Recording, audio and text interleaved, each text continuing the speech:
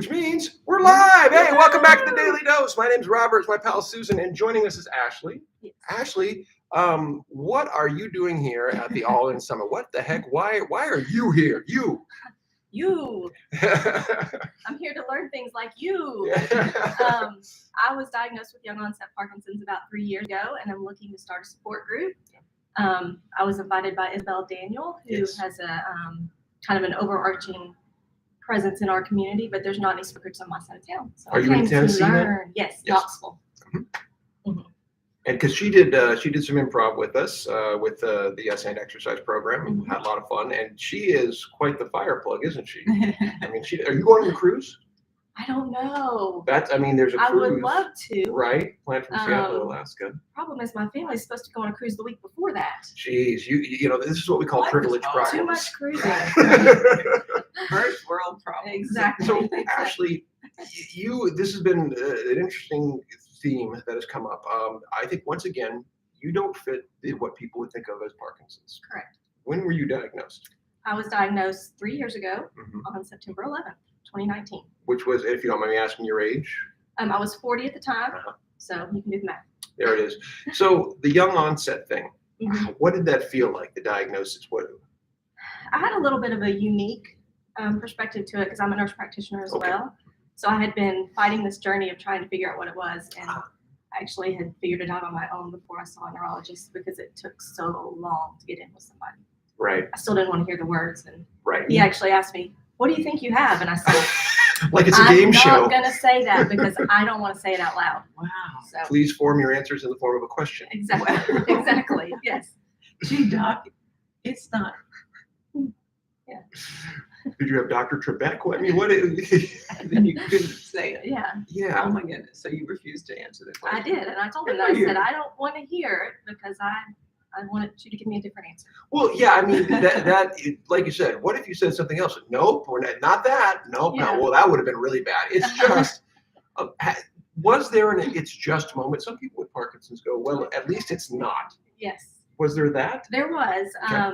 because as a nurse practitioner, my primary care doctor is one of my coworkers. Right. And so I went to see him when I couldn't figure out what was going on, and he was like, "We're going to get you in with a neurologist."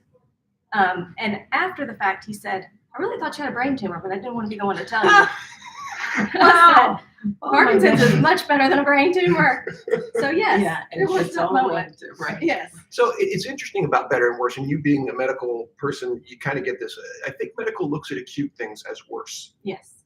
But I mean, isn't something that's going to be with you for the rest of your life that's chronically debilitating? Isn't that potentially worse? I mean, it's all perspective, right? But I mean, better worse is not a good way to measure this, It's not. right? It's not, but that's what we live with. That's right. So I'm curious, when you were in that 3-year period, did you just do a ton of research and kind of try to Absolutely. diagnose yourself?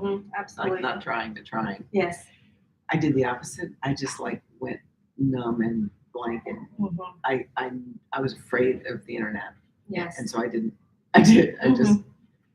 Which is understandable. I tell people all the time, internet has very good information, but it will scare you to death if you're looking at the wrong stuff. It's easy to find the worst. That's, well, you're right. That's Yes. probably what pops up first is Yes. the drama. It's Stuff that's the- gonna scare you. Negative stories. Right, the same way that we look at, media at large, if it bleeds, it leads type of thing. Those sensationalistic things catch our eye. They don't mean they're the truth necessarily. Correct. Right? So we talk about truth in comedy. I think there's a truth in Parkinson's. What has 3 years of having it? What's the truth you can say about having it at this point? Oh, wow. Lots of truths.